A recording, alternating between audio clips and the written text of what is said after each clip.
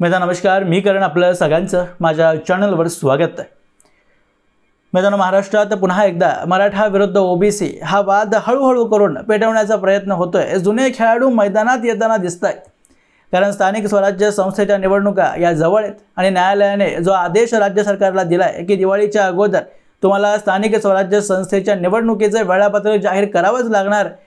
त्या कारणाने ज्या पक्षांना विधानसभेच्या निवडणुकीत फटका बसलाय त्यांच्यासाठी ही शेवटची महत्त्वाची निवडणूक असणार आहे, ज्यानंतर जवळपास 4 ते 4.5 वर्ष कुठलीच निवडणूक आपल्याला पाहायला मिळणार नाहीये आणि त्यामुळे सगळेच पक्ष ग्राउंड लेवलवर आपल्या कामाला लागलेत। आता जर निवडणूक जिंकायची असेल तर जातीवाद पुन्हा वरती आला पाहिजे आणि मग शरद पवारांनी आपल्या पक्षाची एक मंडल यात्रा राज्य स्तरावर सुरू केली। प्रत्येक जिल्ह्यामध्ये जाऊन ओबीसी आरक्षणासाठी शरद पवारांनीच काम केलंय आणि ओबीसींनी त्यांचे उपकार फेडण्यासाठी त्यांना मतदान करावं असा कॅम्पेन चालवला जातोय। बॅनरबाजी होते की ओबीसी आरक्षण हे शरद पवारांमुळेच मिळाले। त्याचे काही फोटोज मी स्क्रीनवर लावतोय। आता ही यात्रा जेव्हा जालन्यात गेली तेव्हा महादेव जानकर त्या यात्रेत सामील झाले आणि भाषण देताना आपल्या त्या यात्रेला संबोधित करताना म्हणाले की ओबीसी समाजासाठी आजपर्यंत शरद पवारांनीच फक्त निर्णय घेतले, त्यांच्या भल्याचं काम केलंय। ते ऐकल्यानंतर मला प्रश्न पडला की ओबीसी आरक्षण मिळवण्यासाठी किंवा त्यांचे काम करण्यासाठी शरद पवारांनी असं कुठल्या आंदोलनात आजपर्यंत भाग घेतलाय? किती पोलिसांच्या काठ्या त्यांनी खाल्ल्या, किती मोर्चांमध्ये त्यांनी भाग घेतला? कारण आम्ही जो इतिहास वाचलाय आणि जो काही डेटा आपल्या समोर आहे त्याच्यानुसार जेव्हा भारताचे पंतप्रधान VP सिंग होते त्यांच्या पक्षाने म्हणजे जनता दलाची सरकार असताना ओबीसी समाजाला आरक्षण मिळालं, तेव्हा महाराष्ट्राचे मुख्यमंत्री शरद पवार होते आणि तेही काँग्रेस पक्षामध्ये असताना। त्यामुळे काँग्रेस पक्षाचा आणि ओबीसी आरक्षणाचा काहीच काडी मात्र संबंध नाही, लांबपर्यंत संबंध नाही। उलट राजीव गांधींनी तर ओबीसी आरक्षणाचा विरोध केलाय आणि शरद पवारांनीही वेळोवेळी या आरक्षणाचा विरोधच केलेला आहे। त्यामुळे आता निवडणूक जिंकण्यासाठी तुम्ही जे ओबीसी समाजाचे कैवारी होण्याचा प्रयत्न करताय आणि खोटे ढोंग करताय त्यावरून आपल्याला कळतंय की शरद पवारांनी जो ओबीसी समाजासाठी किंवा आणि मराठा समाजासाठी काही काम केलं असेल तर त्यांना फक्त दगा दिलेला आहे, त्यांचा घात केलेला आहे। शरद पवार हे जे काही त्यांच्या कार्यकर्त्यांद्वारे नाटक रचवतायत आणि महाराष्ट्रात हा जो ढोंगीपणा त्यांनी सुरू केलाय की ओबीसी आरक्षणाचे जे कैवारी आहेत त्याचा संबंध आणि त्याचा इतिहास एकदा त्यांनी समजावून सांगावा। कारण शरद पवार जेव्हा मुख्यमंत्री होते महाराष्ट्राचे तेव्हा देशाचे पंतप्रधान असलेले VP सिंग यांना माहिती होतं की आपली सरकार पडणार आहे आणि आपल्याला पुन्हा एकदा निवडून यायचं असेल तर 50% जो ओबीसी वर्ग आहे त्याला आरक्षण देऊन आपल्याकडे खेचण्याचा प्रयत्न करूया आणि त्यासाठीच त्यांच्या मनात जनकल्याण किंवा मागास वर्गासाठी काम करण्याची किती इच्छा होती याचा मला अंदाज नाही, पण शुद्ध राजकारण म्हणून ते 27% आरक्षण त्यांनी लागू केलं आणि ते आरक्षण लागू केल्यानंतर देशभरात हिंसा पेटली। जे जनरल कॅटेगरीमधले जे खुल्या प्रवर्गातले उच्च जातीय तथाकथित लोक होते त्यांना याविषयी आपल्यावर अत्याचार झाल्याची भावना निर्माण झाली। त्यांना वाटलं की VP सिंग यांनी आपल्या राजकारणासाठी काही सिलेक्टिव्ह लोकांना आरक्षण दिलंय आणि आपल्यासोबत अत्याचार झालेत, आपल्या येणाऱ्या पिढ्यांसोबत हा अन्याय झालाय। त्यामुळे देशभरात अनेक ठिकाणी हत्या सुद्धा झाल्या।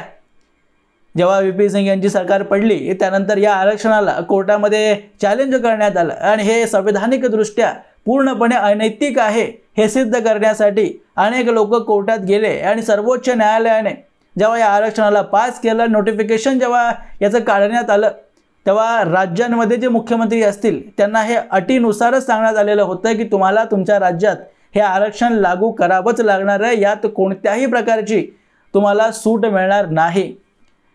शरद पवार हे महाराष्ट्राचे मुख्यमंत्री होते हे फक्त योगायोग आहे, त्यांच्याऐवजी दुसरा कुठल्या पक्षाचा आणि दुसरा मुख्यमंत्री असता तरी सुद्धा महाराष्ट्रात ओबीसी आरक्षण लागू झालंच असतं।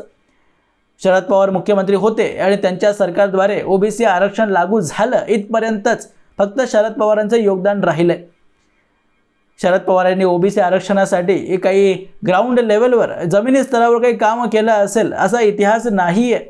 उलट शरद पवारांनी आजपर्यंत आरक्षण या व्यवस्थेलाच विरोध केलेला आहे। शरद पवारांचं तर हेच म्हणणं राहिलेलं आहे की आर्थिक निकषावरच लोकांना आरक्षण मिळालं पाहिजे। जातीवादी आरक्षणाला नेहमीच शरद पवारांनी विरोध केलेला आहे आणि पवारांच्या विचारांचं मी सुद्धा खुल्या मनाने स्वागत करतोय आणि मीही हेच मानतोय की आरक्षणाच्या या व्यवस्थेने भारताचं फक्त नुकसानच केलेलं आहे। कारण ज्या जातींना आरक्षण मिळालंय त्या जातींमधल्या लोकांना जे खरंच मागासवर्गीय आहेत त्यांना या आरक्षणाचा किती फायदा झाला याचा डेटा अजूनही आपल्यासमोर नाही आहे।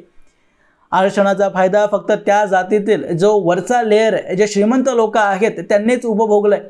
खालच्या लोकांना आरक्षण मिळालंच नाही आणि हा डेटा जर लोकांसमोर आला तर त्या वर्गातीलच विशेष करून दलित समाजातील लोक आरक्षणाचा विरोध करतील आणि अशी व्यवस्था बनवायला सांगतील की खालच्या वर्गाला जास्त फायदा व्हावा।